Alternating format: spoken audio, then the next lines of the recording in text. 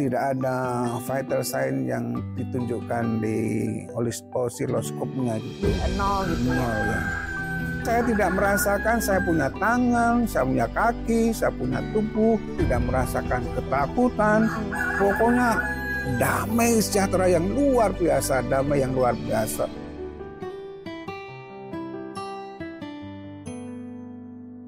Hari ini saya duduk bersama tamu spesial kita, Pater Ignaz.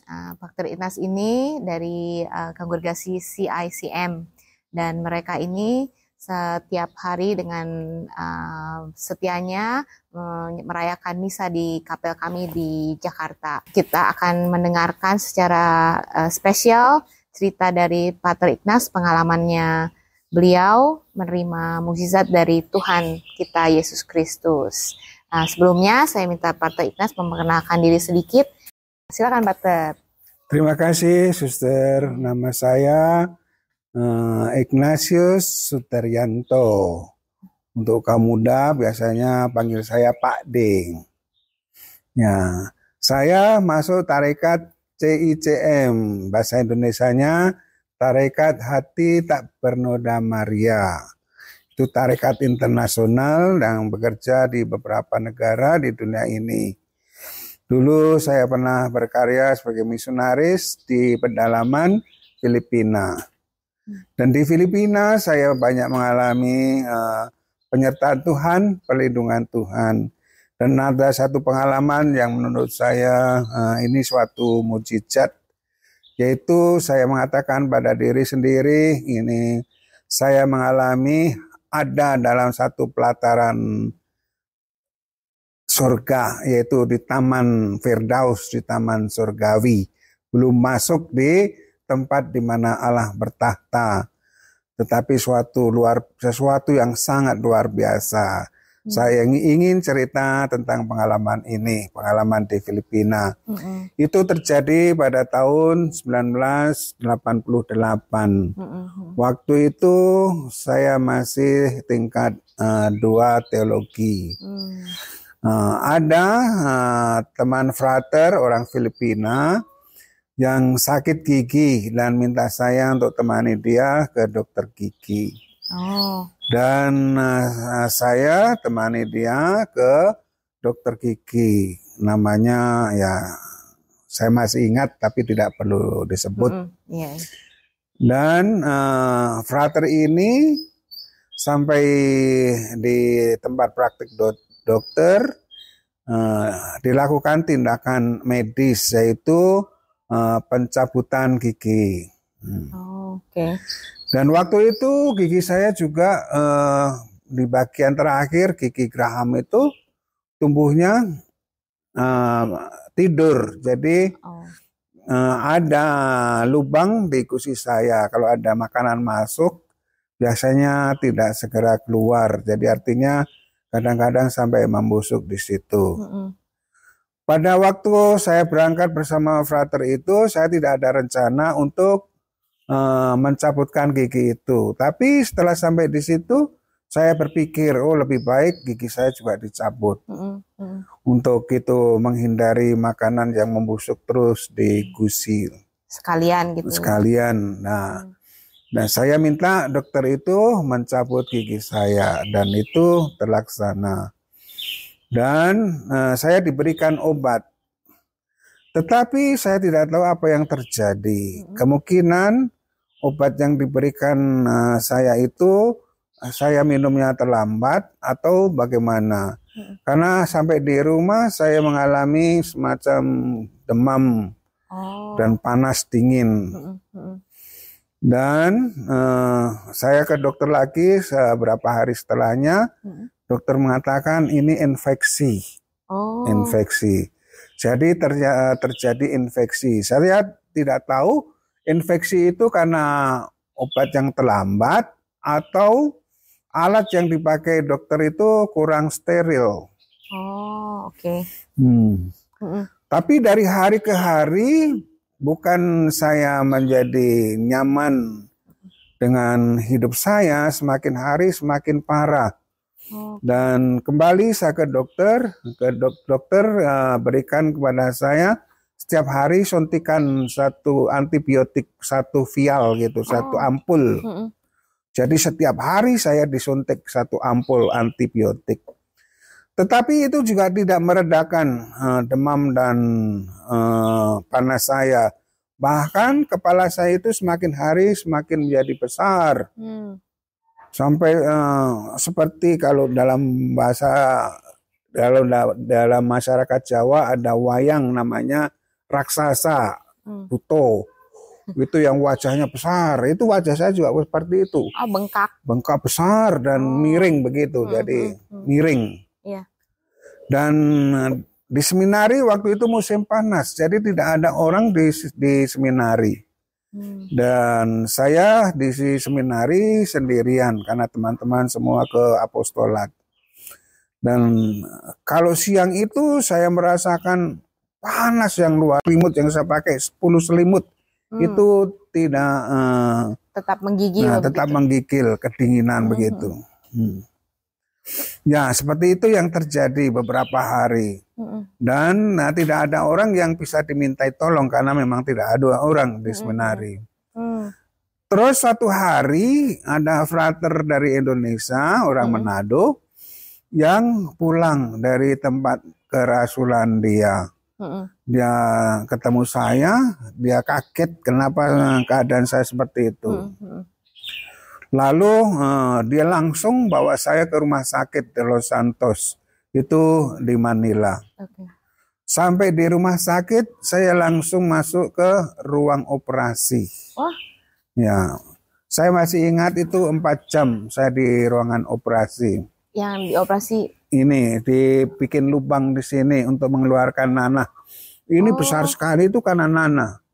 Oh, jadi yang gigi, yang tempat gigi dicabutnya itu bengkak, bernanah sampai besar sekali. Oh, dari infeksinya itu jadi demam dan bengkak. Dan dokter mengatakan untung sekali tidak terlambat. Kalau terlambat mata kena. Oh. Ya, masih untung mata saya tidak kena. Ya, namanya orang Jawa selalu untung ya. Tetapi ya itu, langsung masuk ke ruang operasi. Di situ saya dioperasi, dibikin lubang di sini. Lalu ada selang kecil itu yang dimasukkan untuk mengeluarkan nanah. Menyedot. Tetapi apa yang terjadi pada saat operasi itu? Ada nanah yang kata dokter itu masuk ke paru-paru. Oh, kok bisa ya? Oh, karena dari mulut kali ya? Dari mulut toh. Itu kan di mulut penuh dengan nanah. Ini penuh dengan nanah. Oh. Kemudian semua vital sign itu berhenti. Oh. Tidak ada vital sign yang ditunjukkan di osiloskopnya gitu. Iya, nol gitu ya. Kemudian waktu dokter mengatakan begitu, saya jadi ingat. Saat itu saya sepertinya melayang-layang melihat tubuh saya. Tubuh saya ada di sana berbaring di tempat meja operasi. Saya melihat semua suster-suster yang berpakaian hijau-hijau. Saya lihat juga para dokter. Saya lihat semua ruangan yang ruangan operasi itu. Seluruh ruangan itu saya bisa lihat. Jelas. Jelas sekali. Tapi apa yang terjadi kemudian seolah-olah itu saya melayang ke atas melewati atap dari rumah sakit itu. Dan tiba-tiba saya di suatu taman yang indah sekali. Taman yang sangat-sangat indah. Ada rumput yang hijau, ada bunga-bunga yang berwarna-warni indahnya. Dan di atas taman itu seolah-olah saya melayang-layang. Tetapi saya tidak merasakan saya punya tangan, saya punya kaki, saya punya tubuh. Saya tidak merasakan semua itu. Seperti mengapung begitu. Mengapung. Hanya perasaan saya itu luar biasa. Apa itu? Tidak merasakan sakit, tidak merasakan kecemasan, tidak merasakan ketakutan. Pokoknya damai sejahtera yang luar biasa, damai yang luar biasa, bahagia yang luar biasa begitu. Dan saya hanya melayang-layang begitu di atas taman yang begitu indah. saya betul-betul merasakan suatu kebahagiaan yang luar biasa. Damai di hati itu luar biasa yang sampai sekarang saya belum merasakan kembali seperti itu. Tetapi kemudian apa yang terjadi, tiba-tiba setelah sekian menit saya masuk kembali ke tubuh saya. Nah, dokter katakan saya bisa bernafas kembali setelah dibikin kejut pakai semacam setrika di sini. Oh, yang apa kejut listrik itu ya? Kejut listrik. Yang buat pacu jantung. Ya, pacu jantung. Oh. Jadi dikejut kemudian balik lagi. Saya bisa nafas lagi dan selesai operasi itu 4 jam. 4 jam di ruangan operasi. Jadi saya bersyukur kepada Tuhan bahwa Tuhan telah memberikan kepada saya kesempatan untuk merasakan betapa indahnya ciptaan Tuhan, taman yang begitu indah. Tetapi jauh lebih indah adalah hati saya ini. Damai yang luar biasa, kebahagiaan yang luar biasa. Dan waktu saya mau pulang, dokter mengatakan hati-hati dengan kehidupanmu yang kedua. Lalu saya tanya, dokter, kenapa saya masih hidup lagi? Dokter mengatakan barangkali masih ada misi yang frater harus selesaikan, barangkali begitu. Belum selesai tugasnya. Tetapi sejak itu saya ingin sekali mengalami hal yang seperti itu. Jadi doa saya sakit dan cepat mati begitu. Tapi ternyata yang terjadi bukan saya cepat mati, tapi sering sakit. Lalu saya sadar, oh iya doa saya kan selama ini supaya sakit dan mati gitu. Untuk mengalami seperti itu tadi. Ternyata itu yang membuat saya sakit, tapi nggak mati-mati. Akhirnya saya ubah doa saya, tidak minta saya cepat, tidak minta saya sakit dan mati, tapi ya bersyukur saja. Jadi saya bersyukur kepada Tuhan atas suatu tanda kutip mujizat yang terjadi dalam kehidupan saya. Itu tahun 1988. Kemudian selama ini saya mencari-cari taman yang begitu indahnya. Setelah itu kan saya bertugas di beberapa negara, ke Belgia, ke Inggris, ke Australia, ke Amerika. Di mana-mana saya mencoba mencari taman yang seindah itu. Di Australia itu, saya di Melbourne itu banyak sekali taman-taman. Tetapi tidak saya temukan taman yang begitu indah yang saya lihat dalam penglihatan saya itu. Ya, itu ya terjadi dalam situasi yang berbeda dengan kenyataan sehari-hari. Jadi taman yang saya lihat dalam penglihatan itu sangat-sangat indah dan itu sampai sekarang saya belum temukan dalam kehidupan yang nyata saya. Dan saya bersyukur kepada Tuhan atas pengalaman yang saya katakan itu mujizat. Tapi itu memberikan kepada saya keteguhan hati bahwa dalam keadaan apapun Tuhan selalu menyertai saya, melindungi saya. Apalagi di tempat saya bertugas waktu itu di Manila, di Filipina bagian selatan di hutan, itu suasananya masyarakatnya sangat tanda kutip keras. Itu selama 5 tahun CICM tidak memberikan pastur karena pastor-pastor yang ditugaskan di situ dibunuh. Ada daerah yang berbahaya. Beberapa pastor CICM dibunuh. Oleh karena itu tidak diberikan pastor. Yang terakhir saya diutus ke sana.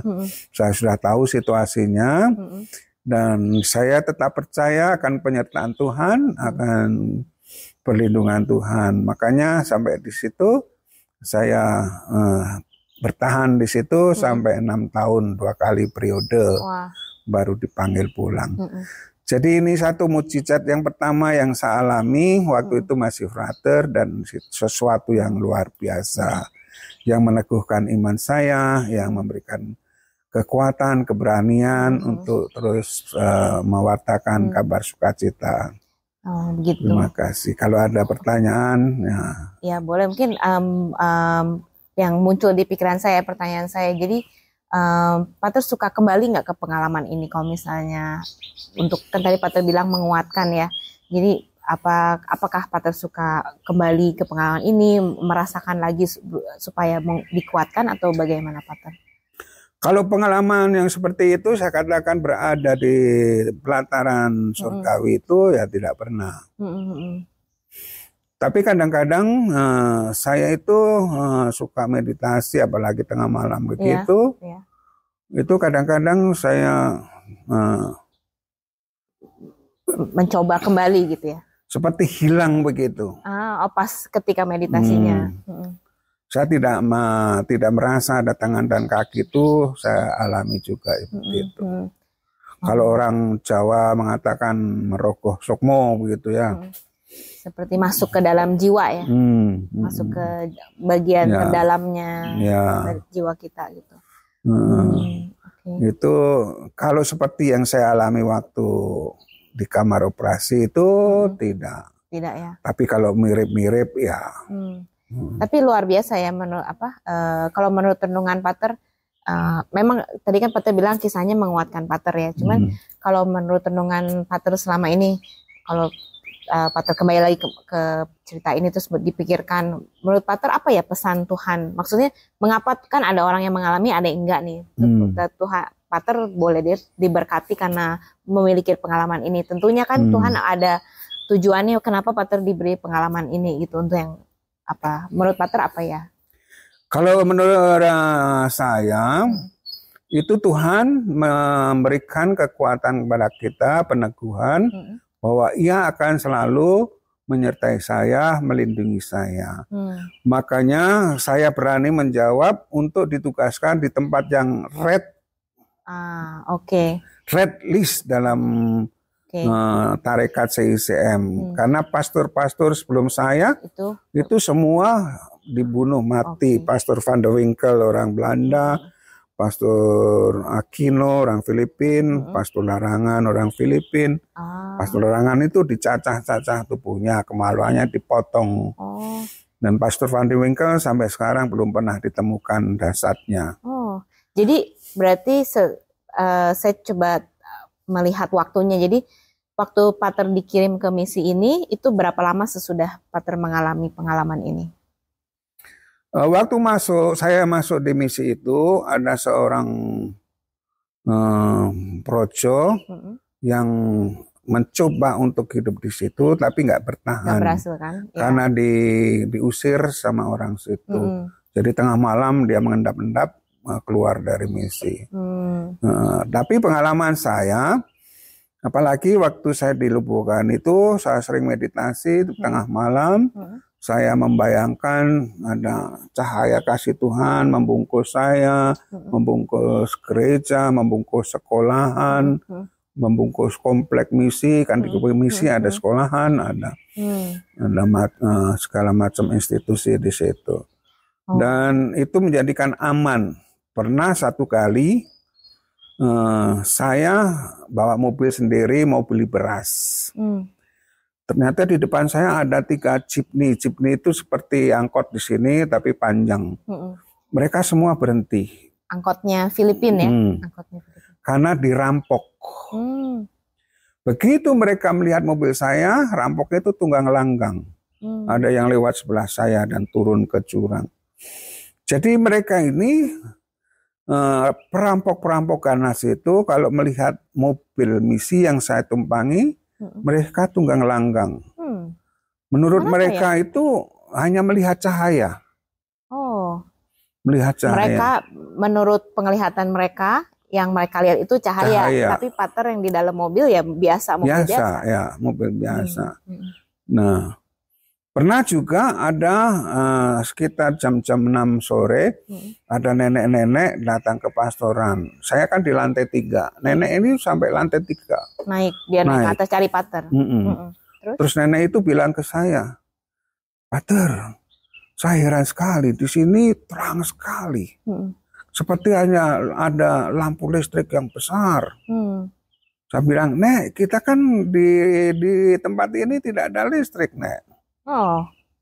Tidak ada listrik. Tapi dia melihat terang itu ya? Melihat terang yang luar biasa. Saya bilang, Nek, tidak ada, di sini tidak ada listrik. Kita kan sama-sama hidup di sini, nggak ada listrik di sini tuh. Oh, wah, berarti kalau saya bisa mendengarkan ini, yang saya tangkap sepertinya Tuhan memberi pengalaman itu sama Pater supaya Pater itu bisa jadi yakin akan teguh dan bahwa Tuhan itu hadir dan menjagai Pater ya. Terus tidak lama berikutnya Pater dikirim ke misi ini ya. Dan di misi itu pun Tuhan menunjukkan bahwa dia berada dan melindungi ya. Ya, itu menurut saya itu yang menjadi pesan Tuhan bagi saya.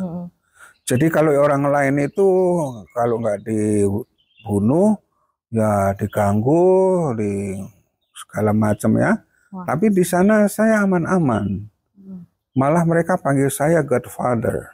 Di sana. Jadi di pengalaman Pater 6 tahun itu berbeda sekali dengan yang lain-lain. Oh, sangat-sangat berbeda. Ya. Luar biasa kuasa Tuhan. Dan waktu saya di sana, misi itu bangun kembali setelah sekian tahun ditinggalkan oleh pastor-pastor.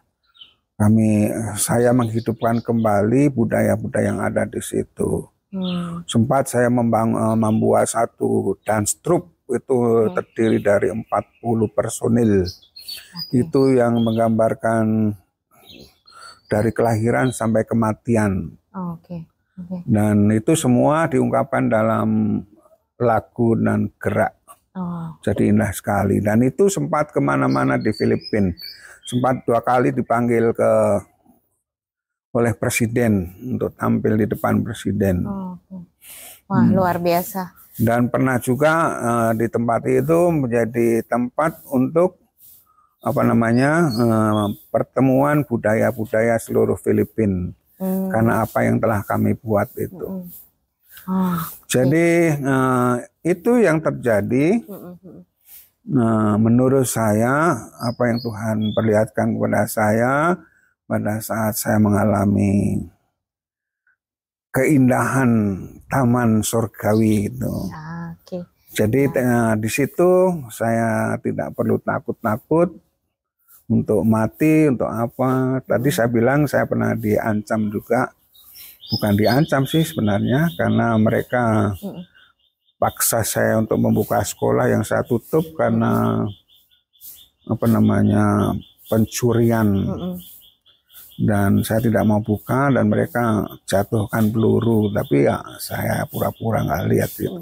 Nggak takut, jadi nggak takut ya. Yang jadi saya senang karena biasanya kan kalau kita mendengar cerita mukjizat, kadang kita fokusnya itu sama mukjizatnya gitu. Kita lupa bahwa yang memberi mukjizat itu Tuhan dan selalu ada alasannya mengapa orang itu menerima mukjizat gitu. Dan alasannya itu selalu untuk kebaikan si orang itu dan untuk karya Tuhan gitu, untuk menguatkannya. Ya, jadi, banyak orang mengalami mukjizat waktu Yesus masih hidup di dunia ini. Tapi mukjizat tidak menjamin bahwa orang itu menjadi percaya ya. Bahkan Yesus disesah karena banyak melakukan mukjizat. Betul. Jadi kalau sebagai orang Katolik tidak perlu mencari-cari mukjizat. Betul.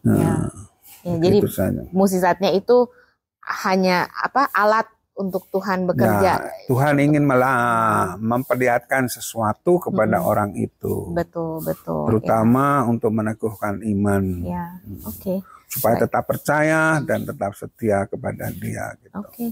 Terima kasih banyak Pater buat ceritanya. Terima kasih Sister, boleh sharing-sharing. Ya, semoga ini menguatkan dan memberi keyakinan pada semua yang mendengarkan bahwa Tuhan bekerja melalui mukjizat dan tidak mukjizat, tapi kita selalu dikuatkan dengan keberadaan Tuhan. Ya, terima kasih banyak. Kehadiran Tuhan dalam kehidupan kita. Aku menyertaimu sampai akhir zaman untuk Injil hari ini. Terima kasih. Terima kasih.